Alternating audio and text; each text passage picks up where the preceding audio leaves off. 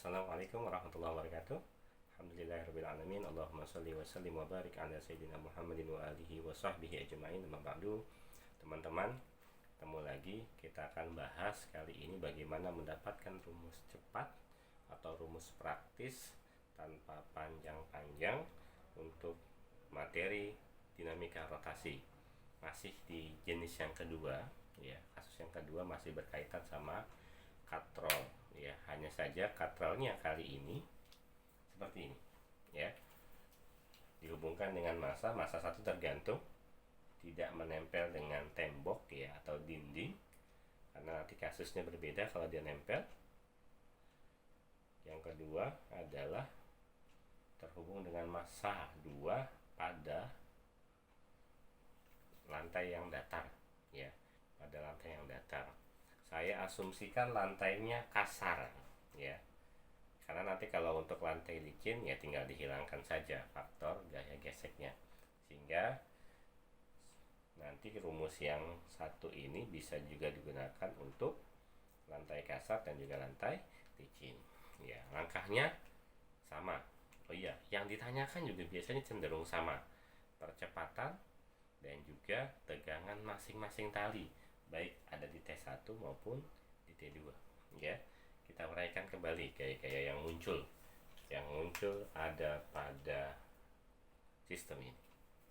Yang pertama, ya, selalu yang paling gampang ini, ya, besarnya W1 yang setara dengan M1 dikali G, ya kan?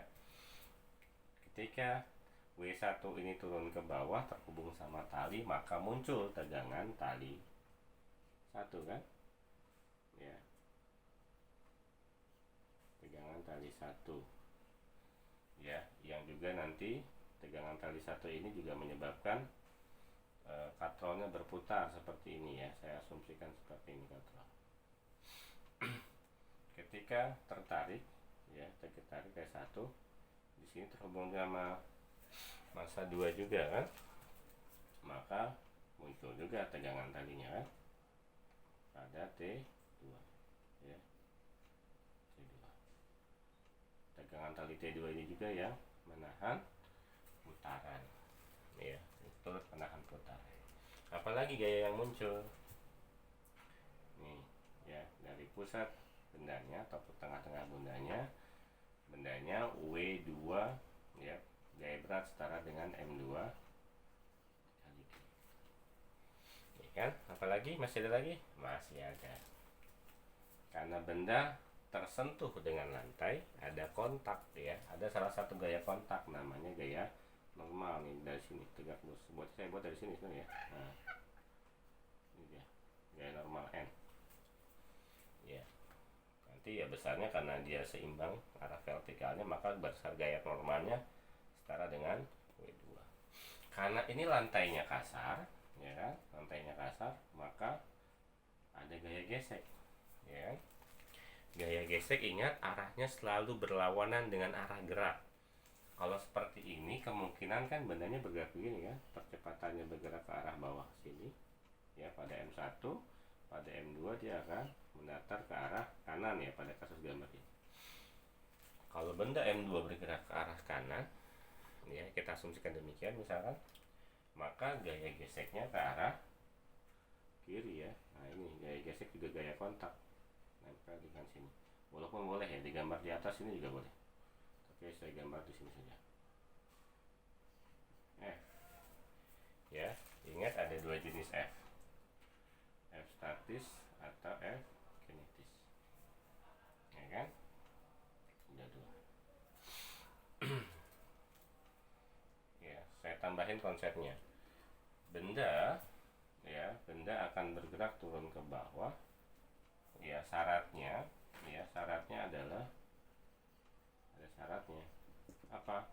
Besarnya W1 harus lebih besar dari gaya gesek statis, ya, gaya gesek statis. Oke, nah, saya tuliskan, geser dikit. Kinetis, gitu kan, besarnya berarti mu S atau mu K dikalikan gaya normalnya. Ini syarat mutlak, ya. berat mutlak dan bergerak. Kita nggak hitung lagi biasanya di soal, asumsikan seperti ini. Kalau nanti di soal ada penulis soal yang iseng, nah, bendanya bergerak atau tidak, maka uji ininya, ya, berapa besar gaya gesek statisnya bandingkan dengan besar W1. Kalau gaya gesek statis lebih besar daripada W1, maka otomatis sistem tidak bergerak, ya, sistem dalam kondisi diam. Ini sudah kita asumsikan demikian, ya. Kemudian katrolnya, ya, katrolnya silinder pejal, sehingga nanti momen inersianya setengah mr kuadrat, ya.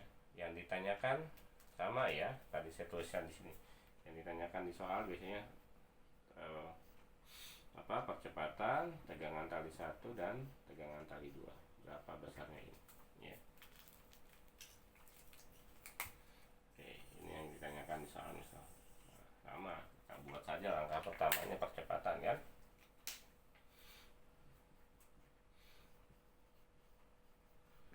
Ya, mirip dengan yang tadi, ya, atau pada materi sebelumnya hanya katrol statis tadi. Ya, kita asumsikan ini terpenuhi, maka terjadi gerak dengan percepatan M1 ke arah bawah, M2 ke arah kanan. Maka karena dia bergerak berlaku hukum 2 Newton, sigma F, ya, karena tanya percepatan A, maksud saya sama dengan sigma F dibagi dengan sigma M, ya. Mana gayanya? Sama, kan? Gaya penyebab bendanya bergerak ke bawah siapa? Berarti W1, ya, kan? Tulis percepatan berarti W1. Ada yang nahan enggak? Ada, karena lantai kasar ditahan oleh gaya gesek. Nah, gaya gesek kinetis, ya. Ada lagi enggak? T, seperti sebelumnya kita bahas, T saling mengeliminir, ya. Dibagi dengan, sudah kan, tinggal dibagi ini, ya, dibagi dengan total massa, berarti ada M1 tambah M2 tambah setengah massa katrol. Selesai, ya. Ini sudah dapat percepatannya, gampang, kan?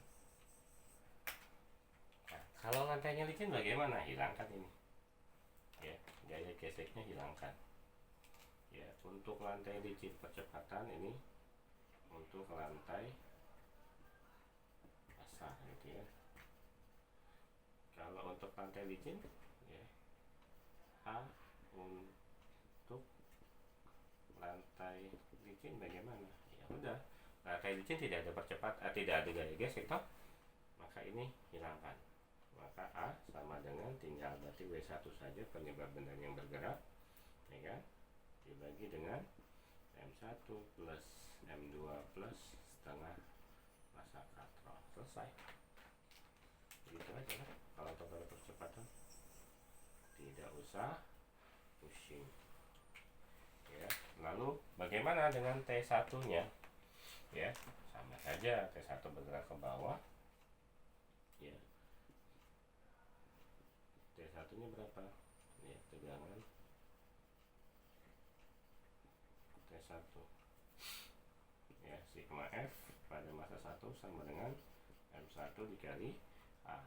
Berarti apa? Ini ke bawah, ya. Berarti W1 positif, T1 negatif. W1 min T1 sama dengan M1 dikali A, ya. Sebagaimana sebelumnya, yang ini pindah ruas ke kanan, ini pindah ruas ke kiri. M1A nya negatif, ya. Jadi T1 sama dengan W1 min M1 dikali A. Dapat, ya.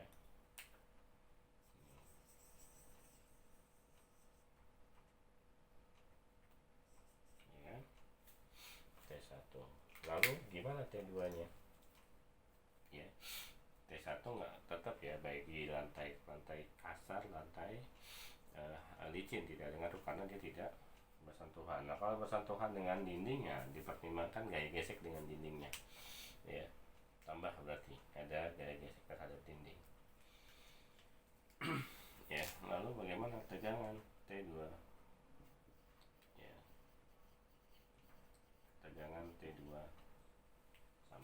yang dipakai kan. Nah, sigma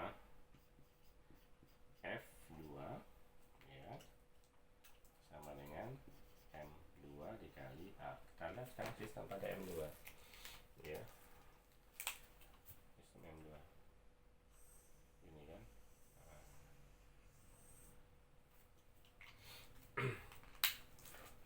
Karena lantainya kasar, ada gaya gesek, maka ketika bendanya bergerak ke kanan, penyebab bergeraknya adalah T2 ditahan oleh gaya gesek.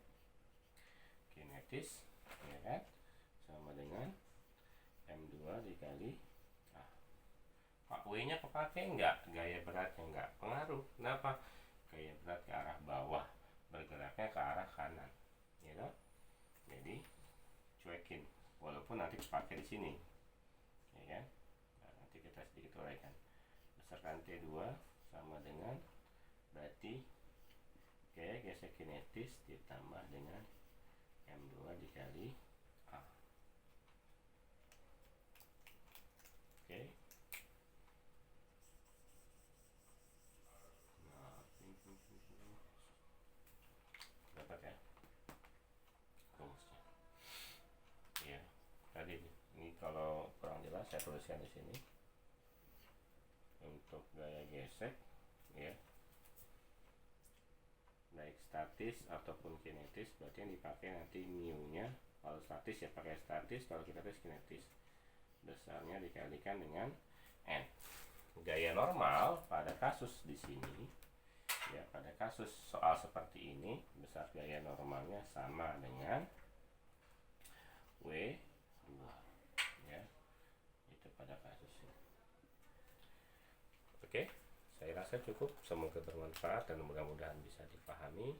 Sampai ketemu lagi di video berikutnya. Jangan lupa like, share, and subscribe jika ini adalah bagian sebuah kebaikan. Hadanallahu wa iyyakum ajma'in. Wassalamualaikum warahmatullahi wabarakatuh.